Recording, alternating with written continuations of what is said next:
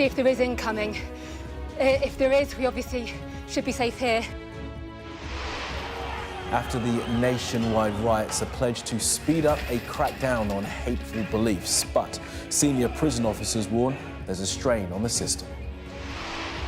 A call for the NHS to listen more to patients as new data charts a 50% rise in complaints. Plus, due to a sewage discharge yesterday evening, we are flying our red flags today. Advise against all swimming.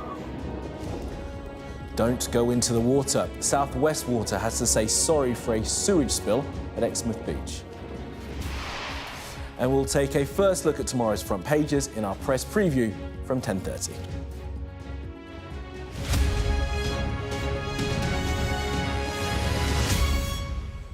Good evening. It was an audacious, unexpected attack. And tonight, nearly 2 weeks after his forces struck on Russian soil, Ukraine's president has thanked the soldiers he described as warriors who are still fighting to seize more territory. Volodymyr Zelensky also confirmed his military aims: limit Russia's war potential, create a buffer zone and restore peace. Now, in the past 24 hours, 2 bridges in Russia's Kursk region have been destroyed. Kyiv is also continuing to target Moscow's oil experts, attacking an oil reservoir in the Rostov region. Our security and defence editor Deborah Haynes spent time with a mortar unit close to the Russian border and sent us this report.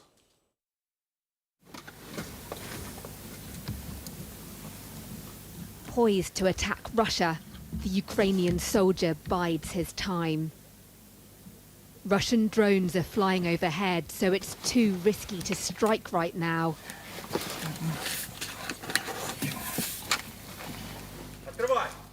Suddenly, the mortar team mobilises. Fire, shouts the commander.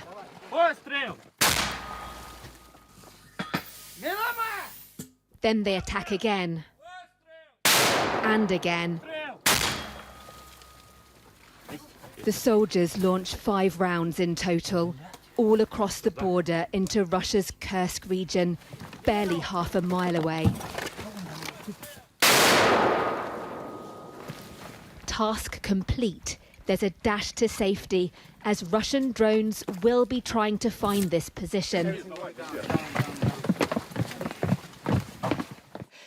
We've now got to wait inside the shelter to see if there is incoming. If there is, we obviously should be safe here. If there isn't, then it'll be safe for us to leave. As we sit, the soldiers check drone footage of their mission, aimed at helping fellow Ukrainian forces who are on the attack inside Russia. The first 2 mortar shells appear to hit close to a Russian position. You can see Russian soldiers running for cover. Then the other rounds come in.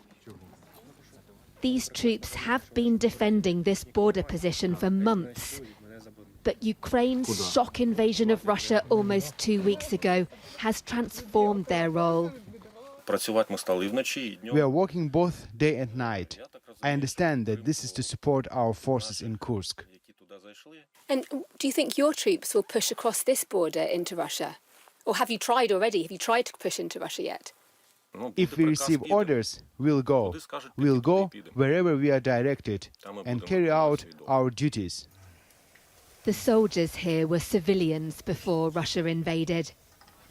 Now battle-hardened, they largely stay underground because of the threat from above. I hope this war will end soon. I imagine everyone is tired of it. There's nothing good about it. But these troops do say Ukraine's offensive into Russia has given them a boost. And at some point, it might even see them following in behind. Deborah Haynes, Sky News, northeastern Ukraine. Well, the Home Secretary has promised to crack down on people pushing harmful or hateful beliefs in a review of the UK's counter-extremism strategy. Yvette Cooper wants to tackle threats including extreme misogyny and far-right ideology. Well, that pledge came as senior prison officers warn an emergency plan to avoid overcrowding in jails could be triggered as soon as tomorrow as more rioters are sentenced. Our political correspondent Rob Powell has the story. Rioting, violence, looting. The worst UK disorder in more than a decade.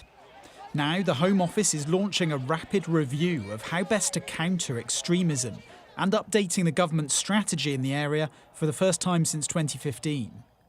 Making the announcement, Home Secretary Yvette Cooper said, "For too long, governments have failed to address the rise in extremism, both online and on our streets, and we've seen the number of young people radicalised online grow. Hateful incitement of all kinds fractures and frays the very fabric of our communities and our democracy." Nearly 2 decades after the 7/7 bombings, the threat posed by Islamist extremism and the far right will both be reassessed. But amid the rise of influencers like the self-proclaimed misogynist Andrew Tate, the review will also look at extreme misogyny and other more broader-based beliefs that often emerge and grow online. We've gone away from the stuffy rooms with a secret cell where people are plotting what they're going to do. We now have open source intelligence on the internet, on sites like X, where people are not banned for saying extremist things. And then we have WhatsApp groups that are developed as well. So I think in that aspect it's changed quite significantly. A new definition of extremism unveiled under the previous government will also remain in place, despite some concerns it could lead to certain groups being unfairly targeted. The jailing of people for riot-related social media posts brought into sharp focus the tension between freedom of speech and the law in the digital age. The Home Office will have to walk a similar line in this review, establishing when legitimate beliefs turn into unacceptable extremism. But with domestic issues like migration and inequality frequently used to whip up extremist violence, experts say the government will need more than just words. Tackling extremism is really going to require going beyond just the sort of tip of the iceberg that is violent terrorism. It really is going to be about addressing those root causes and drivers, which are very diverse and actually are diversifying. We see increasing social isolation, we see major challenges to social cohesion, and we see very localized issues which quickly metastasize into national violence, as we saw recently. Stopping the summer riots was the first big challenge for the new Labour government. But addressing the root causes that lay behind them is the tougher test for the years ahead. Let's go live now to Westminster and speak to Rob Powell. Now, Rob, good evening. The government has moved swiftly to sentence rioters, and that is having an effect on prisons. Yeah, prison officers warning today that the number of people being jailed in relation to the riots is putting strain on an already stretched prison system. And it means that an existing contingency measure known as Operation Early Dawn is expected to be triggered potentially as early as tomorrow. Now, what that would mean is defendants, people awaiting trial, basically being triaged and prioritised and then only being sent to court when a prison cell becomes available if they are remanded on custody. And until that point, they would be held in police cells. Now, one of the risks of that is it means that court hearings can be adjusted and adjourned at the last minute. There's also clearly the risk of police cells, being clogged up. When this was triggered last time, in May, lawyers warned that it may potentially mean people being bailed rather than being kept in police cells after they were arrested. The pinch points are said to be in the northwest and the northeast, and I think this contingency measure essentially is meant to get the prisons through the next 3 weeks where the pressure will be very high. That's because in early September, thousands of prisoners will be released earlier than expected under existing measures unveiled by the Justice Secretary to bring forward the early release date to cope with existing overcrowding. So by then, that should free up more space. So a relatively short-term issue caused by the riots, but of course plenty of related long-term issues for the government to look at as well. OK, Rob, for now in Westminster, thank you for that. Now, fewer inquiries and more action. The message from patients and the Health Ombudsman today. That's after new data submitted to the government's review of the NHS found the number of complaints to the Health Services Watchdog increased by 50% over the last decade. Our health correspondent, Ashish Joshi, reports. She'd be 8.5. I missed her and the idea of her every moment of every day. 8 years ago, Harriet Hawkins was born dead. Every single day without her is unbearable. And it's made worse knowing Harriet's death was preventable. Another baby death, another maternity scandal. I remain angry. A child dying is just horrific. A child dying when they should be alive and would have been alive if we'd been in hospital on the Friday instead of the Saturday, it makes no sense. Nottingham University Hospitals Trust has now apologised for Harriet's death, one of hundreds being examined by a review into the Trust's care. It is the UK's largest ever maternity review and follows similar scandals in East Kent and Shrewsbury. But the country's NHS Ombudsman has warned that yet another review will not stop baby deaths. The NHS needs top-down change in culture and leadership. What we find is that when these big inquiries are held, the recommendations are the same as the one before and the one before that. And when there is a big failing and a tragedy, what we hear is never again. But what we don't see is implementation of the recommendation. We need to look at those recommendations and not then go on to do the easy thing, which is to hold another inquiry. Sky News has seen figures that the Ombudsman has shared with a government inquiry into the NHS. It shows a dramatic increase into the number of NHS complaints made to the watchdog over the last 15 years. Last year, that number stood at more than 27,000. That's a spike of more than 50% since 10 years ago. This evidence is being shared with Lord Darcy, the man tasked by the government to produce the most comprehensive report into the failings of the NHS. There will be many more baby deaths between now and the date that report is published, and many, many more from our experience between that report being published and action actually being taken. Nothing will stop the pain of losing Harriet, but making sure no other parent will have to go through the same grief might ease Jack and Sarah's burden. Ashish Joshi, Sky News. Now, America's top diplomat, Antony Blinken, has arrived in Israel to make a fresh push for a ceasefire. But as he arrived, Hamas has accused the Israeli Prime Minister Benjamin Netanyahu of continuing to hinder negotiations. Well, let's bring in our international affairs editor, Dominic Waghorn, who is in Jerusalem for us. So, Dominic, differing reports about how negotiations are going as Israeli strikes continue inside Gaza. Yes, and it's the 9th visit that Antony Blinken has made to Israel since this war began on October the 7th, and he's been hoping to bring plans for a final push for peace, but events are not moving in the right direction, it has to be said. More violence in Gaza, another entire family wiped out, amongst them 5 10-year-old quintuplets, and more airstrikes there, but also over the border into Lebanon. And as you're saying there, Hamas have come out and resolutely rejected the proposal or what they've seen of it so far. What they're saying is that Netanyahu himself, the Israeli Prime Minister, is deliberately putting obstacles in the way of progress towards an agreement. And what they're most upset about is their belief that Israel says it wants to keep soldiers in Gaza after a ceasefire, which is something they thought the Americans had persuaded the Israelis not to have.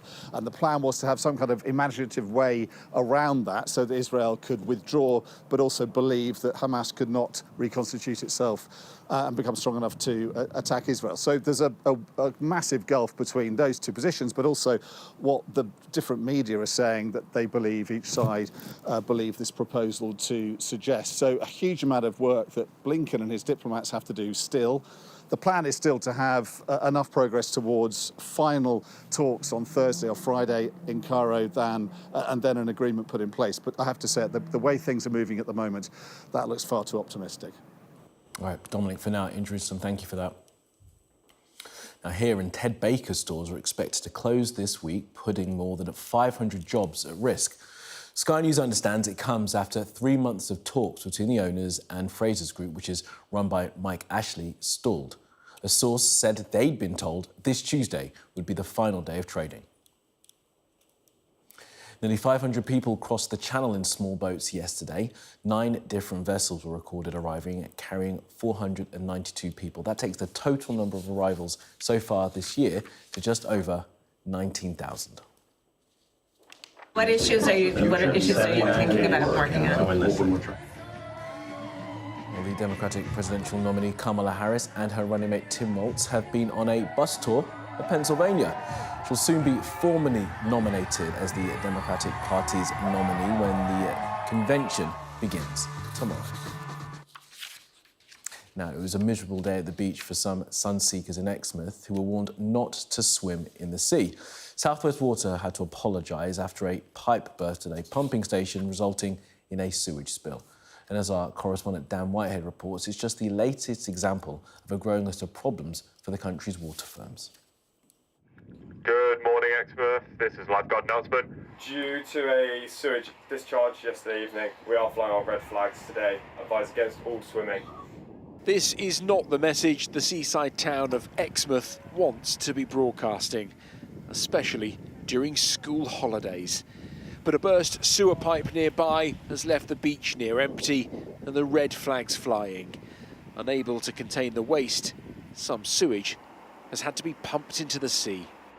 Outrageous that this continues to keep happening, and they apologise and that it states they're sorry, but are they really that sorry? It's really bad.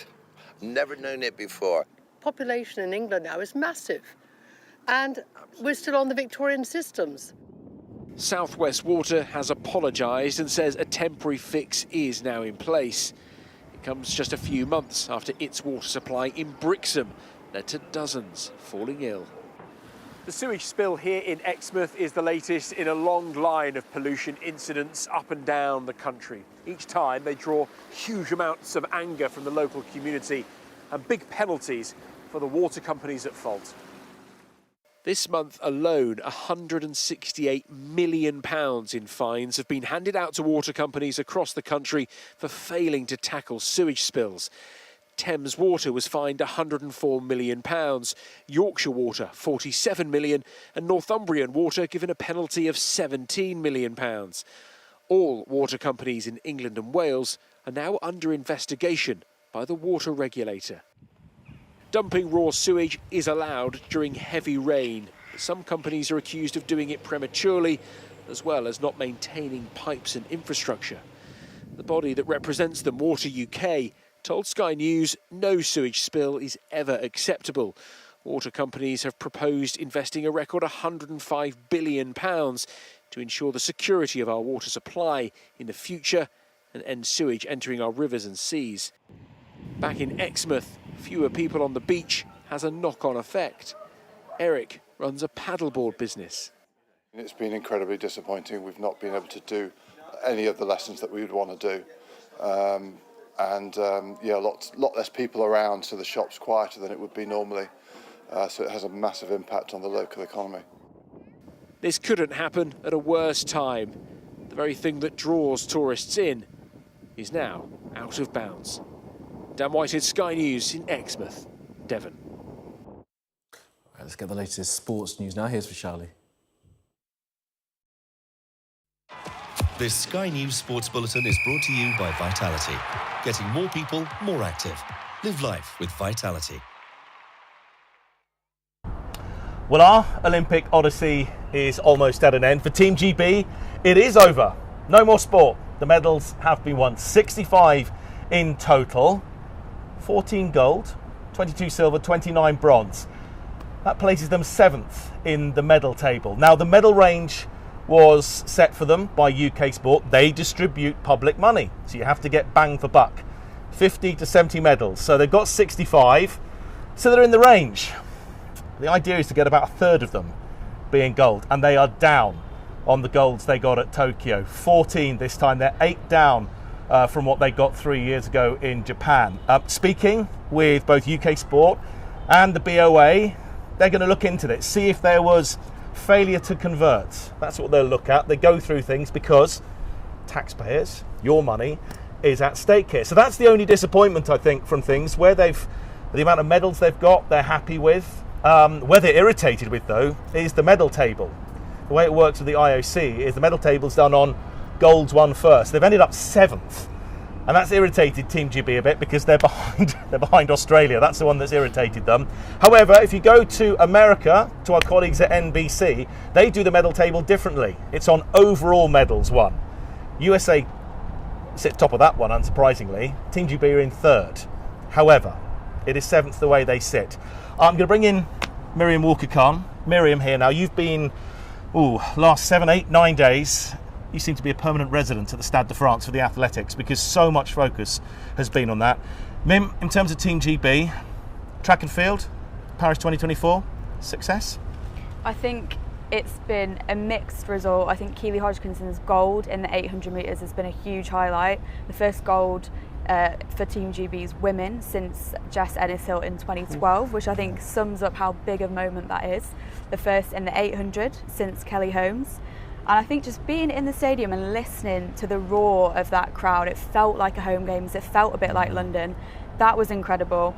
And then Josh Kerr with that silver in their 1500 metres, everyone thought it was going to be a battle between him and Jakob Ingebrigtsen. We were really excited for that, weren't we?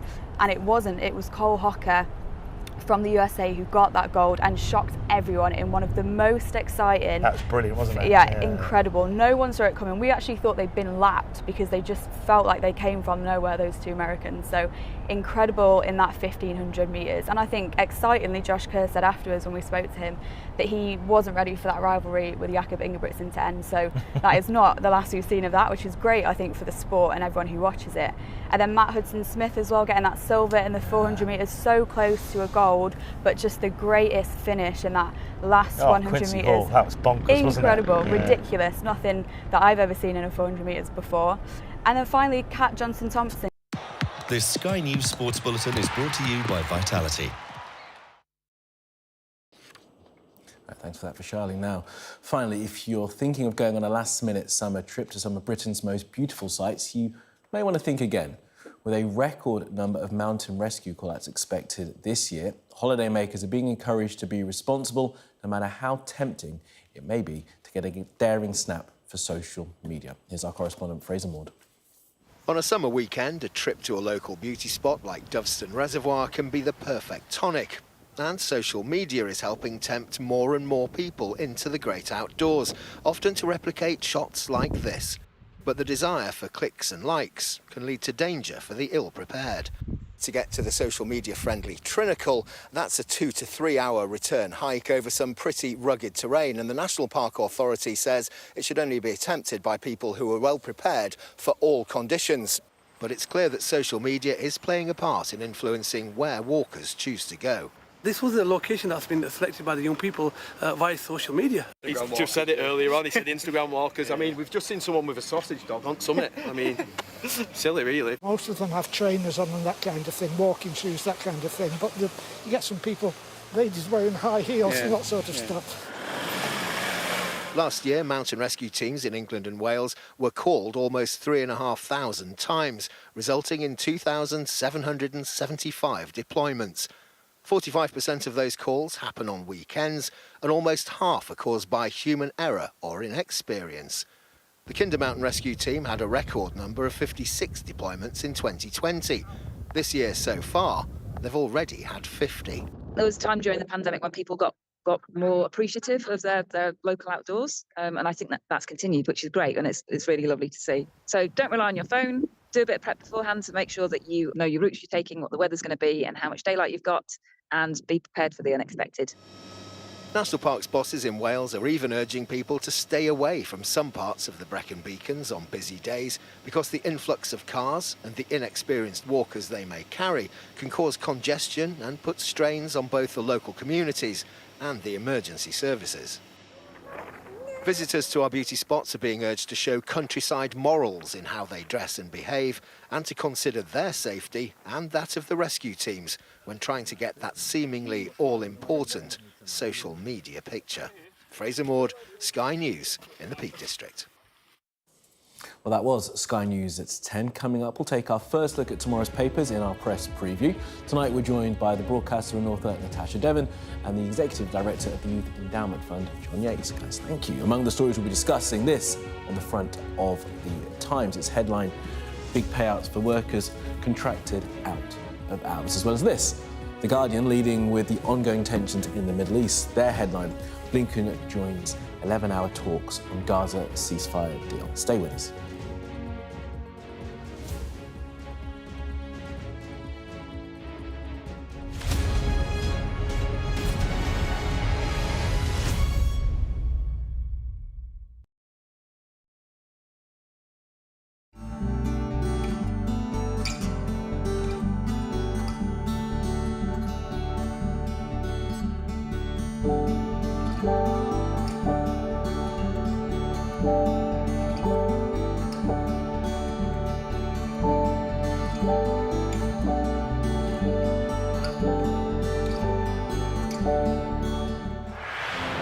I'm David Blevins, and I'm Sky's senior Ireland correspondent.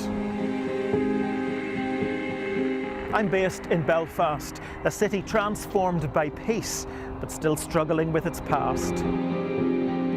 Politically, the two sides are as far apart as ever, and it's over that question of who has sovereignty in Northern Ireland, the very issue that's been the source of tension here for generations. It takes 60 minutes to cross the Irish Sea. It took the British monarchy a century. I've spent 25 years reporting the journey from conflict to peace. The political parties of Northern Ireland have reached agreement. We help you understand the world with us. Today, we have reached an agreement with the Conservative Party on support for government in Parliament. We already know what the government gets out of this deal. What exactly does the DUP get out of it? Well, £1.5 billion. Welcome to Winterfell. It's an iconic location in this globally acclaimed drama. Ophelia was the most powerful hurricane this far east in the Atlantic on record. You can't live in a place like this and not appreciate the environment.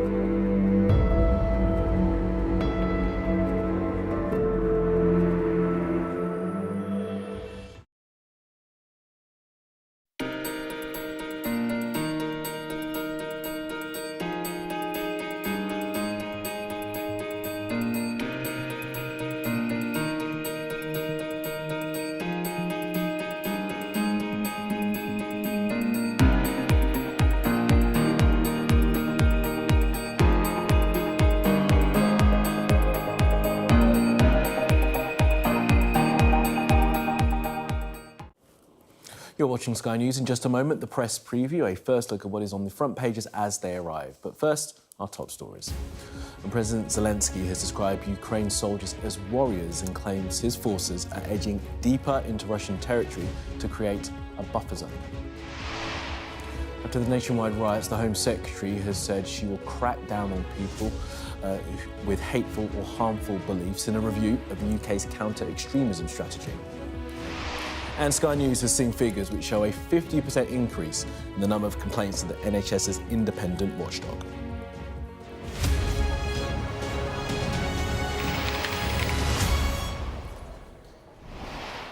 Hello, you're watching the press preview, a first look at what is on the front pages as they arrive. In the next half an hour, we'll see what's making headlines with the broadcaster and author Natasha Devon and the executive director of the Youth Endowment Fund, John Yates. Guys, thanks very much for being with us. Let's take a look at what is on some of those front pages, and we'll start with the Daily Telegraph which reports that the Prime Minister is under pressure to allow Storm Shadow missiles to be used to strike deep inside Russia. The Times leads with big payouts for workers contracted out of hours as the Labour government looks at introducing new policy to allow workers to switch off from work at home. Well, the Eye leads with an investigation which found almost 3,000 children and teenagers are believed to have been spiked with dangerous drugs in the last 3 years. The Metro leads with the government's plans to treat extreme misogyny as a form of extremism with the headline War on Women Haters. The Financial Times reports a senior US banker thinks the Federal Reserve needs to take a gradual approach to lowering borrowing costs as confidence grows that inflation is under control there. The Mirror has an exclusive story on a mother of 2 who died after having cosmetic surgery in Turkey, which she hoped would change her life. And more than half of Keir Starmer's MPs took union cash to help them fight the election, so says the Daily Mail. And the Daily Star has a story about aliens. And a reminder,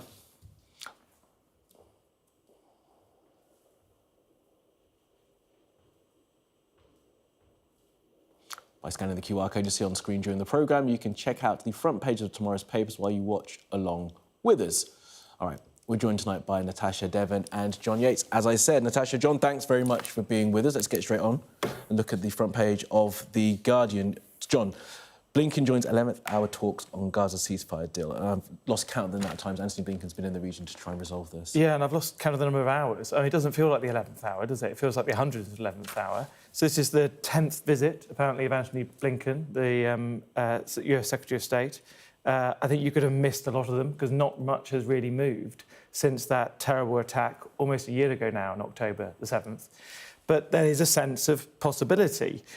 This visit is including meetings with the Israeli Prime Minister and bringing together of regional leaders. Mm-hmm. And there's a sense of maybe there might be some agreement, some sort of ceasefire agreement. I think part of the reason for hope, I think the main regional powers, whether the Saudis or the Iranians or to some extent you could say the Americans are a regional power in the Middle East, really do want peace. And part of that is political. Mm-hmm. The Iranian leaders really don't necessarily have the support of their public to continue some sort of regional war. And Biden would really like this sorted by the time of the election. I think the two problems you've got is Hamas and Israel. Netanyahu coming out pretty quickly saying, I'm up for a deal as long as I give absolutely nothing away. Hamas had to appoint, obviously, a new leader because Israel recently killed their leader, and they appointed the man who's in charge of the attacks in Gaza. I find it quite hard to be hopeful, but sometimes we get surprised. I much prefer to have the US Secretary of State in the Middle East than anywhere else trying to solve this problem. Yeah. So we all hold our breath. But as you point out, the two belligerents are the ones who are most resistant to sorting this out, seemingly. And over the past couple of days, we've had both sides, Hamas and Israel, accusing the other of trying to stymie whatever deal may be coming. I mean, from Hamas's point of view, this looks like a deal that has been brokered between the Israelis and America. And their feeling, according to reports, is that they're very much not around the table and haven't been included, which doesn't bode well. However, you know, from the Israeli point of view, Israeli citizens, they're desperately trying to get the remaining hostages back. And I saw a poll recently which showed that the majority of Israeli citizens no longer think that that is Netanyahu's priority. And the accusation is that he's deliberately extending this conflict because as soon as it comes to an end, the chances are he's going to be ousted as prime minister and will have to face the consequences of what's happened in Gaza. So as much as it is incredibly important that America make it look as if we're on the brink of a ceasefire right now for all the reasons that have already been stated, it's a tricky situation, to say the least. That's a massive understatement. Yeah, and we saw huge protests yet again in Tel Aviv yesterday, demanding that the ceasefire is and the hostages come home. Yeah, absolutely right. And I think this is that Netanyahu being so opposed to a deal because it might cause him to end up in prison means that the logical way to go is potentially to promise him a lot, get a temporary agreement in place and get Netanyahu out. And then maybe at least you've got one side that's led by a government that's actually really keen on trying to find a deal. That may be what they're trying to do, but it's obviously incredibly difficult and incredibly delicate to try and piece it together. But the worst thing is we've obviously had attacks going on constantly between Hezbollah in Lebanon with Israel. The worst thing would be if this thing starts to spread. It's hard to imagine how it could get worse. It could get worse. Yeah, it seems the threat from both Hezbollah and Iran is that unless a deal is struck, there will be some kind of retaliation to those assassinations you mentioned. And let's not, of course, forget, over 40,000 people have now been killed in Gaza as this war keeps ticking on. And probably more, because that doesn't take into account the number of people who are under the rubble and therefore their bodies haven't been counted. Yeah. All right, let's move on to the front of the Times if we can, guys. And I said contracted, but it says contacted is the headline. That's the right way to describe this, which is... it changes the story slightly, doesn't it, John? Talk us through this one. Yeah, so this is a slightly odd story. I mean, the story basically says, you know, the headline is big payout for workers contacted out of hours. So basically the idea is I get rang by my boss at, I don't know, when am I logging off, 5 p.m? I get a phone call. How nice. Yeah, it's lovely. I get a phone call at 1 minute past 5 and I can claim my big payout. This is the new Labour approach to looking after workers. I love it. Obviously, that's not what's going to happen, right? So there's this huge sort of... I think the Times is trying to create a sort of boogeyman here to say that Labour's going to make it impossible for you ever to talk to your workers and they're going to charge companies and it's going to be a total sort of... I mean, some workers may love the sound of all of this. But it's not actually what's being promised. What's actually being promised is incredibly minor. It's saying if I'm really ill-treated as a worker such that I take my employer to court for something else, at the moment I could get a little bit of extra money if I'm not treated well more generally. And being contacted out of hours could be included in me getting a little bit extra if there was the... So I just don't think... it's not really a very sort of significant thing. I think what's more interesting is Labour have a bit of a genuine dilemma in that they went into the election making quite big promises, slightly vague ones, about workers' rights. They're going to do something to give us workers more rights. And yet they also made promises to private industry that this is a government of private business and we're going to work to do everything we can to be pro-growth. Some people say there's no contradiction there, but there's definitely some tensions. And it seems in this case they've sort of gone very, very quiet on what the actual promise is for being contacted out of work. But by the same token, you know, one of the biggest challenges that Rachel Reeves is facing as the new Chancellor is that I think it's 9.2 million people who are economically inactive, neither in a job nor looking for one actively. And making a job a more attractive prospect by giving workers more rights is one of the ways that we can encourage people into work. Yeah, there's a debate to be had. Yes. But clearly what was generally, some people thought was going to happen was no more emails ever again after I log off, or I'll get millions of pounds. That's not what's going to happen. Just looking forward to that. All right, let's move on to the front of the Mail. And, I mean, this has been... it's been a rumbling story for the past few days, and it's part of the headache that's being created for Labour. Yeah, so... party founded by trade unions gets money from trade unions. It's one version of this story. Like, the story is half of Labour MPs. It says in pay of unions. I mean, they receive donations from unions. I think if we are surprised that Labour Party MPs receive donations from trade unions, I think we do need to sort of slightly mug up on the basics of British politics. But, and the amount of money here is not massive, right? They've made it like a collective sum of 1.8 million. That's because there's so many blinking Labour MPs now. I mean, it's about £90,000 per MP, which it sounds like, you know, a bit if it was given to me. It's not a massive amount of money. I think there is a story here, though, which is how much are Labour potentially being pushed around by the unions? And will be concerns, I think, within the government that they've tried to settle a lot of disputes with the unions. They've agreed some pay that they will say is absolutely right and proper, and they seem to be rewarded by more promises of strikes. And I think normal people will say, well, we're up for a bit more pay for people, but we kind of want the strikes to end. And are we actually on a racket where there's just more and more strikes and more pay? So I think there is a little bit of worry starting to grow. Well, that has been the thrust of this paper and the Express in the past couple of days, that Labour are in hot to the unions. And I guess this is the next step of them making that argument. But I know who the unions ultimately work for, and that is ordinary people, it's workers, famously. I'm far more concerned about donations that are given to political parties by anonymous businessmen or, you know, people who make racist comments about Diane Abbott. That, to me, is of far more note than, as you say, a party which has, for its since its inception, throughout the entirety of its existence, been in lockstep with unions. We know this about the Labour Party. But does that make it difficult for them, as John's point was making, to have these settlements and have settlements with certain industries and then have more and more, potentially more strikes coming? Well, at least the Labour Party are around the table, which the previous government were not. I appreciate that people have concerns about another round of strikes, but it's not a never-ending give them an inch, they'll take a mile. You know, there are a finite set of demands which are being asked for by people like the RMT union. It really just doesn't concern me that much. I think the danger of, you know, some of us will see, is there can be a slight tendency of those of us who are in some way sympathetic to Labour, that people fall into the trap of thinking people who run trade unions, their primary goal is what's best for the country. That shouldn't be their primary goal. If I am a member of a trade union, their primary goal should be me. And that's right, and that's their duty. And so there must be some tension between a government that's there for all the people who are elected and my union that's there for me as a worker. And so if the government are too close to unions, I think we're right to be a bit concerned. And so there's a bit to this story, but maybe not quite as much as they've made of it. All right, let's move on to the front of the Financial Times now, talking about people being paid. And this concerns, she was Home Secretary for a spell, wasn't she? And was going to run for the leadership of the Conservative Party, Suella Braverman. Could you just take us through some of this reporting, Natasha? Well, Suella Braverman has earned nearly £60,000 since leaving office late last year by making speeches across the world. And that's not even that much compared to what Liz Truss has made, which is £250,000 in the year after she was forced to stand down. £80,000 for a single speech that she gave in Taiwan, according to this report. There seems to be this kind of self-funding right-wing speaking circuit, which after people who have had high-profile positions within Conservative governments leave, they can get onto it and make enormous amounts of money. My question is, who is paying the woman who lost to a lettuce and crashed the economy for her thoughts in a public forum? £80,000. Someone in Taipei. Yeah. I mean, the best thing about this story, the strikeout thing, is someone paid Suella Braverman £12,000 for a 5-hour talk.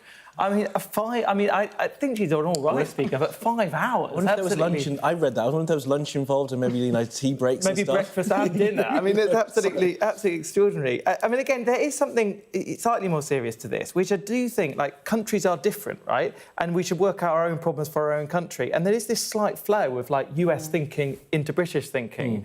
All the time. And I don't think it's necessarily good. Like, I don't think we should come with our policies based on what we've seen in the West Wing or what happens to be going on Democratic and Republican. This is a different country. And so these networks, I think, are slightly worrying, whether you're on the right or on the left. We should be working out our own little ways of solving our problems, not trying to do what might make money on speeches in the United States. Yeah, the speaker circuit is definitely one to discuss at another time. Right, Natasha, John, for now, thank you very much for that. But stay with us, because we've got plenty more from the front pages, including this, the main story for the Metro, their headline, War on Women Hates, as the Home Secretary unveils new plans to deal with extremism.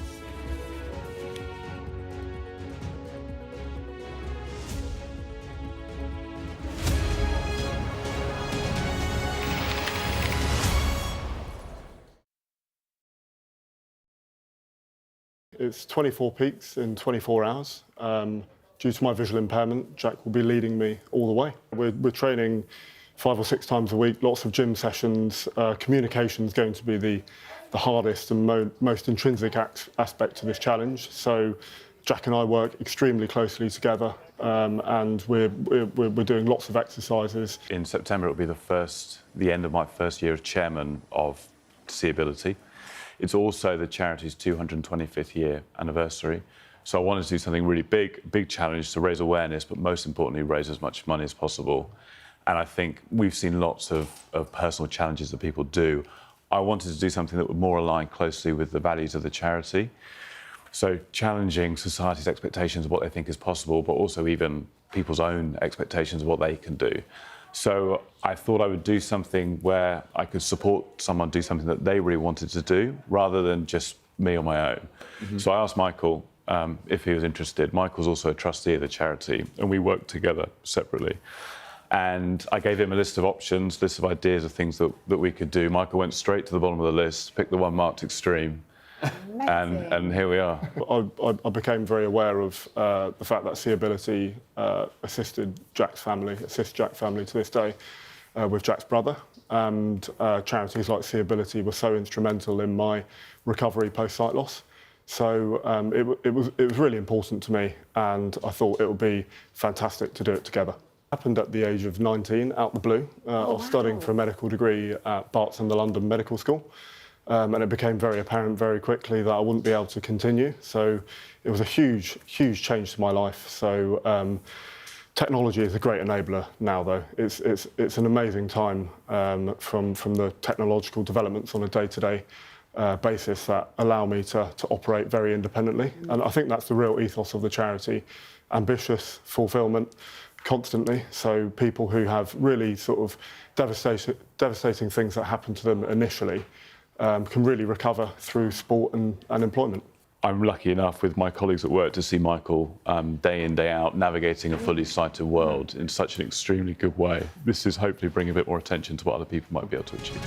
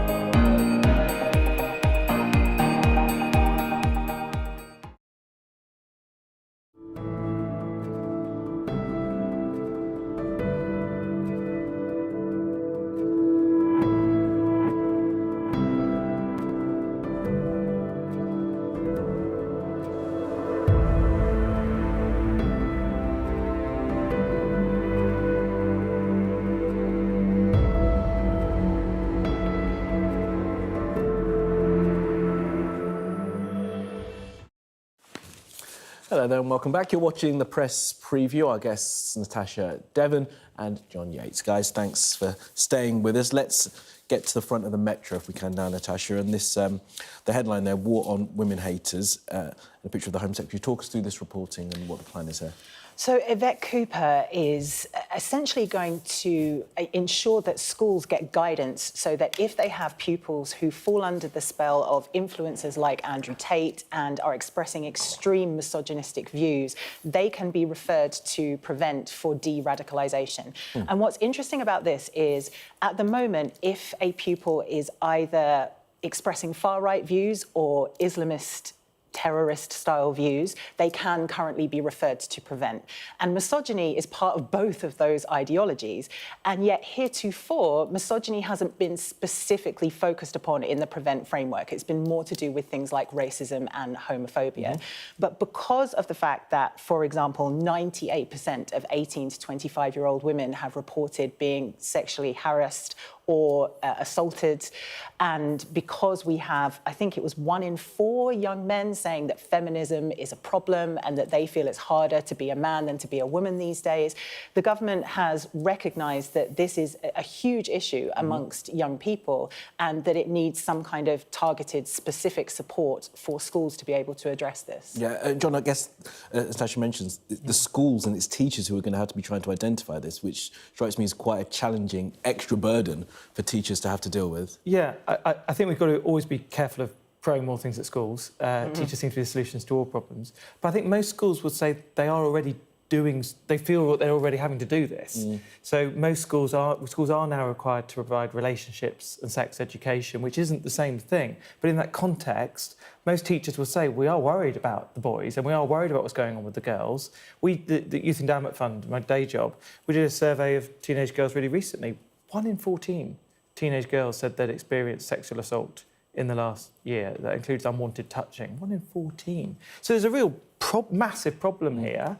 I'm not totally convinced Prevent is... I'm not opposed to us using Prevent to solve this problem, but it's not necessarily the only thing we should be doing. That what really has been shown to really work here is getting youth workers in who can talk to children, talk to them about healthy relationships, talk to them about the science. Because, of course, there are some radicalised young men, but there's a lot of, as you said, there's a lot of young men who just have sort of negative attitudes towards relationships. And the sort of thing that's probably going to be more effective there is getting youth workers in to actually tell children about relationships. And so I would really encourage and hope the government take that seriously as well. The interesting big question here is, are they going to make this part of the Terrorism Act? So there's a hint in this story that they're going to somehow change the Terrorism Act to say that if you're planning some sort of act against women, it's terrorism. That would be a really big change. It might be the right thing to do, but it means you can hold people for a lot longer without a judge agreeing you can. It would mean that you can have informants going in. It means you can tap people's phones. These are quite significant civic liberties that we've been a bit cautious about protecting. I think we've got to move a little bit carefully. And it's not entirely clear in the report, even though it says that on the Metro, whether it is going towards terrorism or extremism, because I think the language... And for that point is why it's so key. On the sort of the radicalisation, if we're going to use that word about young men, when it comes to misogyny, in the work that you do, and I guess the work that you do, is how much is social media and that to blame, and what's being done to try and tackle that sort of thing? I think social media is a really massive part of the story. So the survey I mentioned earlier found that a quarter of all children, teenage children, had seen social media posts that encourage violence against women and girls. 1 in 4 in the last year, 1 in 4. Now, the real kicker is when you say... Well, is it all networks? That's fascinating. Yeah, all across all networks. 1 in 4 teenagers they've seen it. Now, what's interesting is you say, well, how did you come across it? A third of the children came across it because the platform pushed it at them. Now, that is just... Like, if I was running one of these platforms, there's a bit of me that must feel like, what the heck am I doing? But they make money from it because precisely. Algorithmically they push people towards the most extreme points of view because they're the most attention-grabbing. The more time you spend on social media, the more of their data, your data, they can harvest and sell on to advertisers. So there is a financial incentive for them to participate in the radicalisation process. And there is a mental health element to this as well, actually. There is a pattern that misogynistic influencers follow where they're preying on young men and boys who feel anxious, who feel uncertain about the state of the world because they're looking at the world and that's a normal thing to feel. But then they tell them that the reasons that they feel that way are because of feminism and women. So I think more mental health support, absolutely, more youth workers in schools, just more funding and resources for schools is going to be really key here. Yeah, it's a huge area, but that was a really good discussion. Let's move on to the story on the front of the Telegraph now. And, well, let's just take us through the headline there, John, because it's accused of weakening support from Ukraine. You know, the government has always said it is standing full square behind. Yeah, I think Number 10 would be quite troubled by this headline. Starmer accused of weakening support for Ukraine. I think it's a massive part of the Starmer brand that actually is very strong on security. What's the story saying? So we've given Ukraine these Storm Shadow missiles, these missiles that can be launched a fair distance to attack, but we've said you can't use them to attack something in Russia. Now, that's been the position of the previous government as well. So the story of weakening support is maybe a little bit of a stretch in that it's not a change. Starmer's not rowing back. But the question is, will he allow Ukraine to use these weapons? They are being attacked by Russia, obviously, and the supply chains that get all the weapons there are coming from Russia. So you could say, well, it makes sense to attack. The US position, the UK position, has been, we don't want you to do this. We're worried you're going to accidentally provoke a nuclear response, a serious escalation of the war, and I have a lot of sympathy with that. What makes the position we presently have, though, a bit weird is at the moment, Ukraine is allowed to invade Russia. It's got about 2,000 men, potentially, in Russia now, making massive advances with British tanks, so they can fire a tank that Britain provided in Russia at Russians, but they can't fire a missile from Ukraine at Russia. That is a bit weird. And yet, all these decisions about escalation are like that. It's just why not go one more step where we've done the previous step? The other question is how much difference it would actually make, because the Russians could just move everything back so that they're further away from where the missiles But that is the argument, land. that you want to try and push them back to get some more standoff so they can't launch these glide bombs at people. But the point about the red lines is always fascinating, isn't it? Because these red lines have always approached, then stepped over, and then it moves further forward. But I guess that the argument is, and the fear is, that if you allow long-range missiles to start striking deep into Russia, that'll be a red line that's too far for Putin. Yeah, I mean, I don't know if it's fair to say that Ukraine is allowed to invade Russia, because by all accounts, NATO, the West, knew nothing about that incursion that happened at the beginning of last week. That was a surprise incursion. But when it comes to these long-range missiles, my understanding, and this was run in the Times Times a couple of days ago is that it's actually the United States that is the main power behind blocking UK weapons being used in this way. So if the UK wants to reverse the decision of the previous government on this, it's going to have to take on the United States, which I don't think it's going to do. And the US are denying this. So the story covers this a little bit. So and why would we have to rely on the US mission? It's because these weapons rely on US systems. So we'd actually be using some US parts to do this. The US have said, we're not blocking it, it's not us. They would say that. But these decisions generally have been made a little bit in lockstep. And I think that's a sensible position for the UK to be in. If we're going to actually do something that raises the ante, this is some serious risk we're dealing with here. I think it makes sense for us to move with our partners. I think eventually this will go the same way everything goes. Eventually we'll allow it, but we'll signal it first and then change. And then where does that leave us all at the end of it, doesn't it? Yep. Right, that's the point. All right, John, Natasha, really good talk. Thanks, guys, both. More from you later on. Coming up on Sky News at 11, we'll have the latest from Ukraine, as President Zelensky says that his forces are edging deeper into Russia in an effort to create a buffer zone in the Kursk region. As many as 2,000 Ukrainian soldiers, after a surprise incursion, are now holding ground in Russia as Russia looks to try and respond.